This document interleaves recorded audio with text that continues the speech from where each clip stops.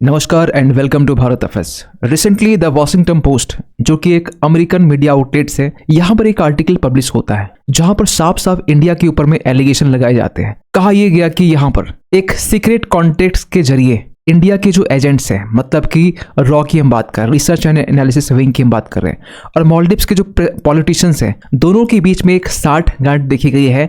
और दोनों के बीच में साठगांठ इस कारण से था कि यहाँ पर जो भी फिलहाल करंट प्रेसिडेंट है मोहम्मद मोइजू, इन्हें हटाने की यहाँ पर साजिश चल रही थी। और इसको लेकर द वॉशिंगटन पोस्ट, इसके बाद में तमाम मीडिया आउटलेट्स इस पर आर्टिकल पब्लिश करना स्टार्ट कर दिए। इवन कि ये बातें ना हिंदी मीडिया आर्टिकल्स में भी लिखी गई कि reports links India to field Maldivian opposition plot to oust Muizzu. लेकिन इसी आर्टिकल में यहाँ पर यह भी बात कही गई कि दोनों के बीच में, मतलब इंडिया और मालदीव्स के जो पॉलिटिशियंस थे, ऑपोजिशन पॉलिटिशियंस, दोनों के बीच में $6 बिलियन की यहाँ पर डील हुई और मोहम्मद मोइजू को यहाँ पर इम्पीच करने की कोशिश की गई, हटाने की कोशिश की गई। लेकिन पार्लियामेंट में जो ऑपोजिशन है, इनके पास में पूर्ण बहुमत न होने के कारण इन्हें यहाँ पर हटाया नहीं जा सका और इंडिया जो है यहाँ पर प्रेसिडेंट मोइजू को हटाने में नाकाम रही। एक्चुअली पूरी कहानी क्या है, इसको विस्तार से समझते हैं।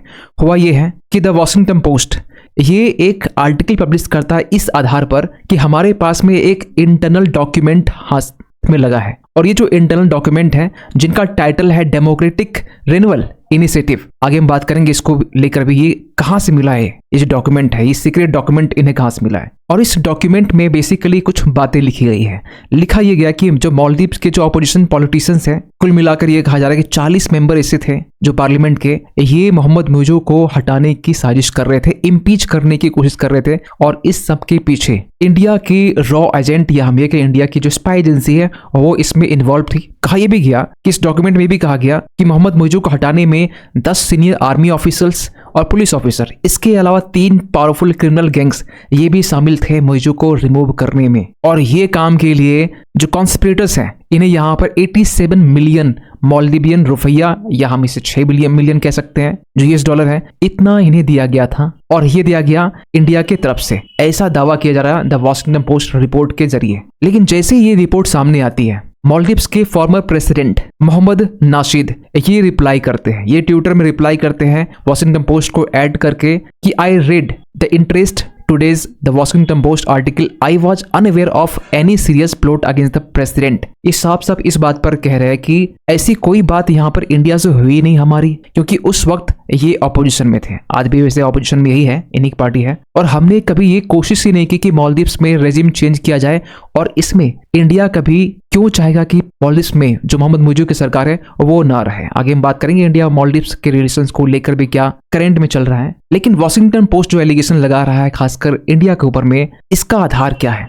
सबसे पहले आपको बताना चाहते हैं, वॉशिंगटन पोस्ट ने यहाँ पर 2 ऐसे इंटरमीडिएट के बारे में बताया, इंटरमीडिएटर जो रॉ के लिए काम कर रहे थे, और उन्होंने यहाँ पर कुछ जानकारी जो है वो वॉशिंगटन पोस्ट को दी है। उनमें सबसे पहला जो नाम है वो है सिरीस थोरट। आपको बता दें कि ये एक IPS रह चुके हैं, और इनकी एक बुक भी है, अ टिकट टू सीरिया, जो बेसिकली मालदीव्स में ISIS का जो एक दबदबा था उसके बारे में इस बुक में लिखी गई है। तो इनके बारे में कहा गया ये as a private military contractor के रूप में काम कर रहे थे। और इन्होंने ये भी कहा कि जब मोहम्मद नाशीद प्रेसिडेंट थे, इन्होंने यहाँ पर उन्हें एडवाइस भी दिया था कि कैसे इस्लामिस्ट रेडिकलाइजेशन को कर भी किया जाए। दूसरा यहाँ पर इंटरमीडिएटर है एक सेवियो रॉड्रिग्यूज, ऐसे ये पेशे से यहाँ पर जर्नलिस्ट है, तो इनका भी नाम सामने आ रहा है। यहाँ पर ये भी कहा जा रहा है कि ये एक टाइम में BJP के, भारतीय जनता पार्टी के स्पोक्स पर्सन हुआ करते थे, और इन्हें भी यहाँ पर इन्हीं की बातों को कुछ आधार बनाकर ये जो पूरा एलिगेशन लगाया गया है। लेकिन इसके अलावा कुछ यहाँ पर फोन कॉल्स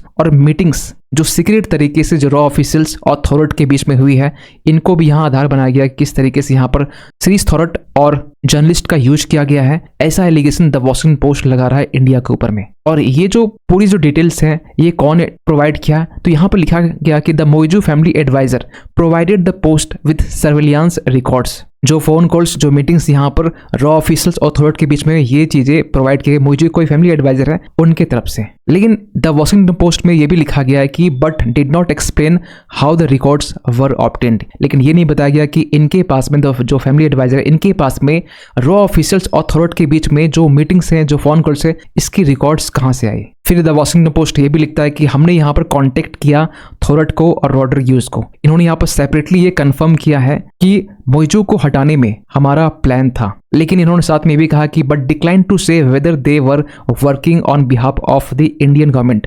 इन्होंने यहाँ पर साफ साफ ये मना कर दिया कि हम लोग इंडियन गवर्नमेंट के बिहाफ में काम कर रहे थे। इस चीज को लेकर साफ साफ इन्होंने मना किया है। लेकिन इस रिपोर्ट में यहाँ पे ये भी चीज मेंशन की गई कि यहाँ पर ये चीजें अनक्लियर है कि इंडिया कितनी सीरियसली यहाँ पर इम्पीचमेंट स्कीम को यहाँ पे इंप्लीमेंट करना चाह रहा था मालदीव्स में, ताकि मोहम्मद मोइजू को यहाँ पर हटाया जा सके। इसके बाद ना कुछ जियोपॉलिटिकल एक्सपर्ट है, इनकी तरफ से रिस्पॉन्स आता है। खासकर द वॉशिंगटन पोस्ट ने ये जो आर्टिकल पब्लिश किया है, साफ साफ इसे बकवास कहा जाता है कि the absurdity of the article is manifest when it says one of the middle man. जो मिडिल मैन है वो एक फॉर्मर आईपीएस ऑफिसर, एक जर्नलिस्ट, इनके आधार पर ये चीजें की जा रही है। वो भी एक फैमिली एडवाइजर की तरफ से जो रिकॉर्ड है वो प्रोवाइड की गई वॉशिंगटन पोस्ट को। ये बिल्कुल मीनिंगलेस है और बिल्कुल बकवास सी ये आर्टिकल्स है जो ये इस आधार पर ऐसे article the Washington post publish कर रहा है। और आपने एक चीज नोटिस किया होगा, द वॉशिंगटन पोस्ट जो कि एक यूएस मीडिया आउटलेट है जिसे पूरी दुनिया में एक पहचान भी है, इन्हें लोग पढ़ते भी हैं, एक सॉफ्ट पावर इनके पास है। वो आज नहीं, ये एक टाइम पहले से, इसके पहले से भी इंडिया के अगेंस्ट एक एंटी इंडिया प्रोपेगेंडा चलाता आ रहा है। इवन कि जब 2024 में लोकसभा के इलेक्शंस थे, इसके पहले भी यहाँ पर ये मिस इन्फॉर्मेशन कैंपेन और फॉरेन फंडेड जो प्रोटेस्ट होते हैं, इसको लेकर आर्टिकल पब्लिश किया करता था। यही नहीं, आपको बता दें कि जब गुरपतवंत सिंह पन्नू इनके अगेंस्ट में जब ये बातें निकल के आ रही थी कि एक अननोन गनमैन की तरफ से इन्हें टारगेट किया जा रहा है, तो उस वक्त भी द वॉशिंगटन पोस्ट ने साफ साफ ये लिख दिया कि इंडिया की चीफ एजेंसी जो रिसर्च एनालिसिस विंग है, ये पन्नू को टारगेट, पन्नू की हत्या में यहाँ पर इन्हें अप्रूवल दे चुका है। आप यहाँ पर देख पाएंगे, Pannun was approved by the then chief of India's spy agency research and analysis wing. वैसे इस बात को लेकर यहाँ पर इंडिया की तरफ से रिस्पॉन्स भी किया गया था द वॉशिंगटन पोस्ट को, और ये कहा गया कि ये एक इररिस्पॉन्सिबल और एक मिस इन्फॉर्मेशन यहाँ पर न्यूज है जो द वॉशिंगटन पोस्ट चला रहा है। हाल ही में आपने ये भी चीज नोटिस की हो कि ये हम बात कल की कर रही है, कल का बेसिकली आर्टिकल से द वॉशिंगटन पोस्ट का।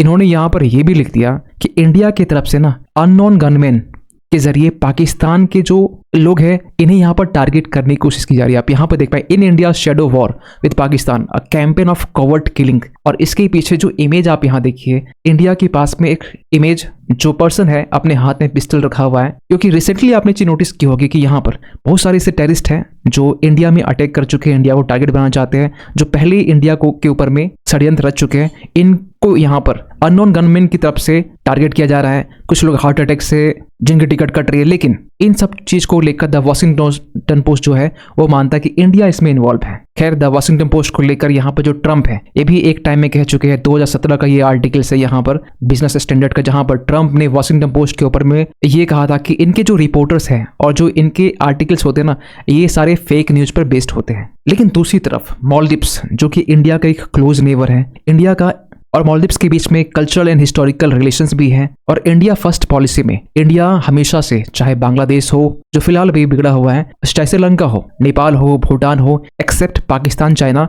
इवन की मालदीव्स हो, इन सब देशों को यहाँ पर इंडिया साथ में लेके चलता है। लेकिन कभी कभी डिफरेंसेस देखने को मिलते हैं, और रिसेंटली यहाँ पर यही हुआ है कि चाइना मालदीव्स के बीच में जो बातें की गई थी फ्री ट्रेड एग्रीमेंट को लेकर, ये आज से, जी हम आज से बात कर रहे हैं, 1 जनवरी 2025 से अब ये इफेक्ट में आ चुका है, इंप्लीमेंट हो चुका है, जहां पर चाइना अपनी तरफ से कुछ इलेक्ट्रॉनिक्स और दूसरे सामान को एक्सपोर्ट करेगा मालदीव्स में। वही मालदीव्स चाइना को यहाँ पर जो एक्वेटिक सोर्सेस है, या फिर हम ये कह सकते हैं कि जो फिशेस है, वो चाइना को एक्सपोर्ट करेगा। और ये जो डील हुई थी आज से नहीं, ये जब मोहम्मद मोइजू जब प्रेसिडेंट बने थे मालदीव्स के, उस टाइम में 10 दिन की विजिट में चाइना गए थे, और उसी टाइम में ये चीजें साइन की गई थी और इम्प्लीमेंट आज के टाइम में हुआ है। तो ये तो बात सच है कि कहीं न कहीं मालदीव्स के जो प्रेसिडेंट हैं, इनका झुकाव काफी ज्यादा चाइना की तरफ से, क्योंकि एक ट्रेडिशन देखा गया था कि मालदीव्स में जो भी प्रेसिडेंट बनते हैं वो पहले इंडिया विजिट करते हैं, लेकिन इनका पहला विजिट हुआ था टर्की, उसके बाद में चाइना। और रिसेंटली आपने नोटिस किया होगा पिछले साल, क्योंकि आज 1 जनवरी है, कि मोहम्मद मोइजू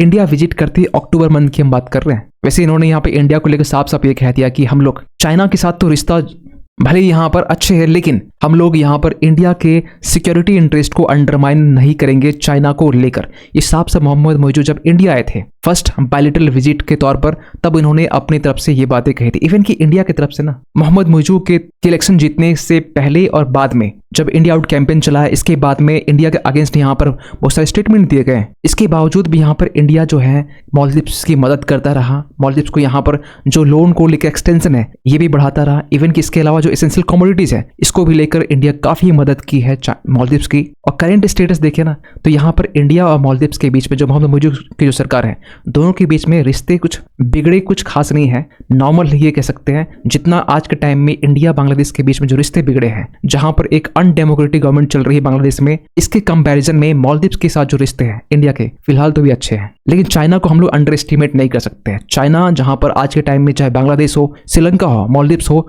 चाहे नेपाल हो या भूटान हो, चाइना हमेशा ये चाहता है कि चाहे इंडियन ओशन हो या इंडिया के जो पड़ोसी देश हैं, इसे किसी तरीके से इन्फ्लुएंस किया जाए और इंडिया को यहाँ पर ऐसी सिचुएशन में कॉशियसली यहाँ पर चाइना को काउंटर करने की नीड होगी। चाहे इकोनॉमिक पार्टनरशिप की बात करें या डिप्लोमेटिक एंगेजमेंट की बात करें या स्ट्रेटेजिक सिक्योरिटी की बात करें, इंडिया अपने नेबर्स, अपने पड़ोसी को लेकर चाइना को अंडर एस्टिमेट नहीं कर सकता है। खैर, द वॉशिंगटन पोस्ट के खास के इस आर्टिकल के बाद में आप क्या सोचते हैं? वैसे मालदीव्स की तरफ से कोई रिस्पांस अभी तक आया नहीं है इस आर्टिकल्स के बाद में इनकी सरकार की तरफ से, लेकिन आप क्या मानते हैं पूरी इस अपडेट को लेकर कमेंट कीजिएगा। और जाते जाते एक क्वेश्चन आप सभी के लिए, हाल ही में यहाँ पर किस कंट्री ने रिसेंटली CR450 प्रोटोटाइप को लॉन्च किया है, जो कि वर्ल्ड का फास्टेस्ट हाई स्पीड ट्रेन है, जिसकी स्पीड बताई जा रही है 450 किलोमीटर प्रति घंटा है। वैसे इसकी कमर्शियल जो स्पीड है वो 400 किलोमीटर प्रति घंटा है। आपके सामने ऑप्शन है फ्रांस, चाइना, रसिया या फिर इंडिया। सही आंसर कीजिएगा कमेंट सेक्शंस पे। मिलते किसी अगले वीडियो में, तब तक के लिए थैंक यू सो मच।